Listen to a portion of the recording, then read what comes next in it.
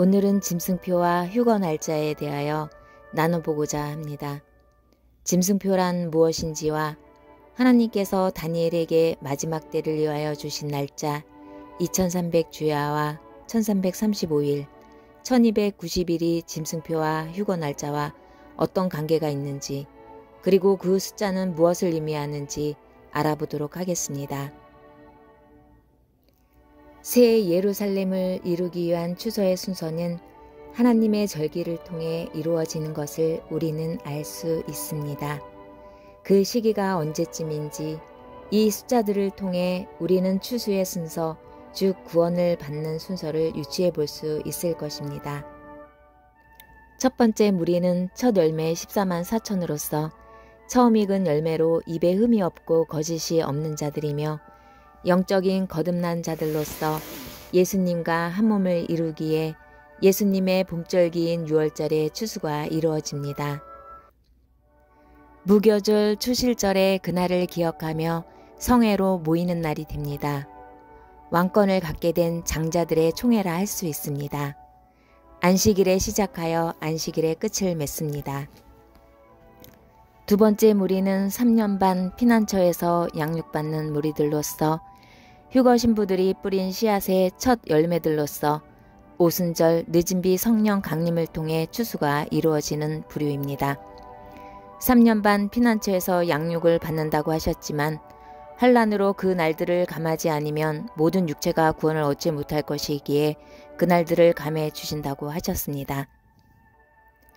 세 번째 무리는 추수가 끝난 후 여자의 무리들이 남겨놓은 떨어뜨린 곡식들로서 여자의 남은 자손, 이방인 룻처럼 이삭 줍기를 통해 거둬지는 열매들, 이방인들의 구원입니다.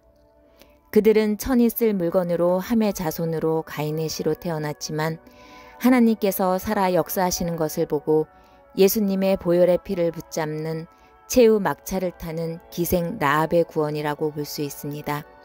그들도 천년 왕국에서 기업을 얻게 됩니다. 짓이겨져서 포도주나 독주가 되어 부어지는 전제 관제를 통한 추수도 있습니다. 사도 바울은 이렇게 고백하였습니다. 만일 너희 믿음의 재물과 섬김 후에 내가 나를 전제로 드릴지라도 나는 기뻐하고 너희 무리와 함께 기뻐하리니 이와 같이 너희도 기뻐하고 나와 함께 기뻐하라. 사도 바울처럼 두 증인의 사역을 감당하고 순교한 분들은 재판하는 권세를 가진 제사장 직분으로 왕 노릇하게 됩니다.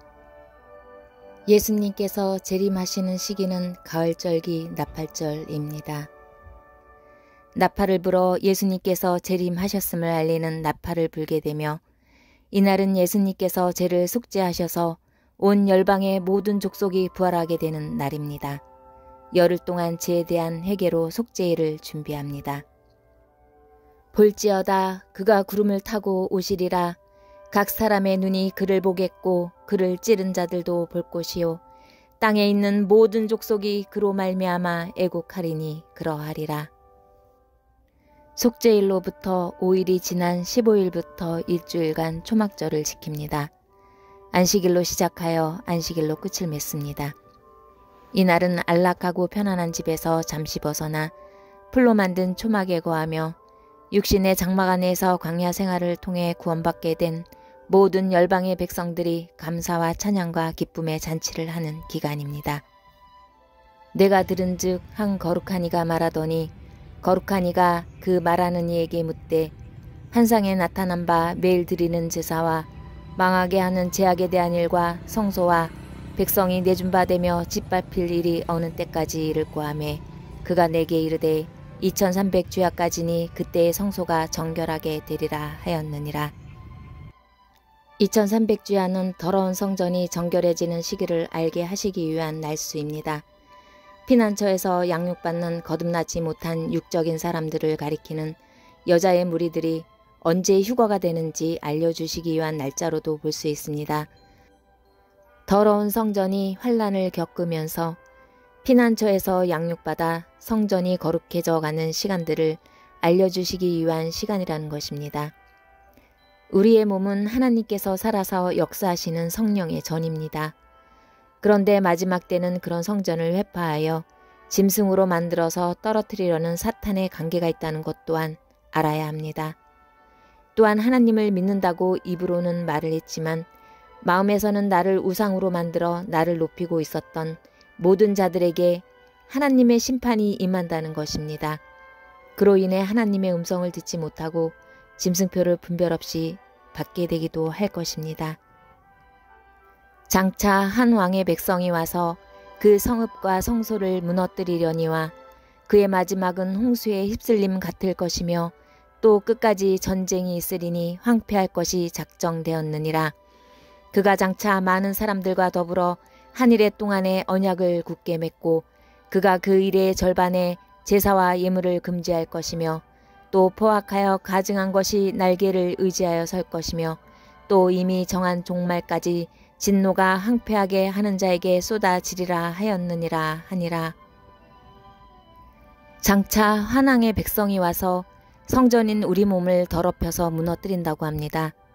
적그리스도는 7년 평화협정을 체결하고 그 중반이 지나서 제사와 예물을 금하며 여기서 제사와 예물을 금한다는 것을 잘 생각해 보아야 합니다. 또한 날개를 의지하여 즉 환란에 대한 해결책이라는 명목으로 포악하여 가증한 것을 세운다는 것입니다. 제사란 하나님과의 만남입니다. 하나님에 대한 기도와 찬양과 경배와 감사와 예배가 제사인 것입니다. 그런데 그 일을 중단시킨다는 것입니다. 무엇으로 하나님과의 교통을 끊게 만드는 것일까요? 성전인 몸에 가증한 것들을 뒤덮게 만들어서 무슨 일을 벌이기에 그러한 일들이 생기는 것일까요? 그 일이 어떤 일이기에 세상이 멸망당하게 되는 것일까요? 하나님과의 교통을 차단시켜 우리 몸에 가증한 우상을 세워 해파하는 세력들을 하나님께서는 끝까지 진노를 퍼부으실 것이고 또한 끝까지 전쟁이 있을 것이라고 하셨습니다. 빼앗으려는 자와 빼앗기지 않으려는 자와의 치열한 전쟁이 될 것입니다. 첫째 천사가 가서 자기 병을 땅에 쏟아부음에 짐승의 표를 가진 사람들과 그의 형상에게 경배한 자들에게 악취가 나며 몹시 아픈 헌배가 생기더라. 그런 의미로 마지막 7년 한일에 적용해 보았습니다. 2300주야는 2300일입니다. 6년 4개월 20일 정도쯤 됩니다. 매일 드리는 제사와 망하게 하는 제약에 대한 일과 성소와 백성이 내어준 바 되며 짓밟힐 일이 어느 때까지 이를고 하매 2300주야까지니 그때의 성소가 정결하게 입으리라 하였느니라. 즉 하나님과의 교통을 끊게 만들며 제약에 가증한 것으로 몸을 더럽히며 짓밟을 일이 2300일 동안 이루어진다는 것입니다. 짐승표를 실시하는 666 집단들에 의해 더럽혀지는 기간으로 전 이해했습니다.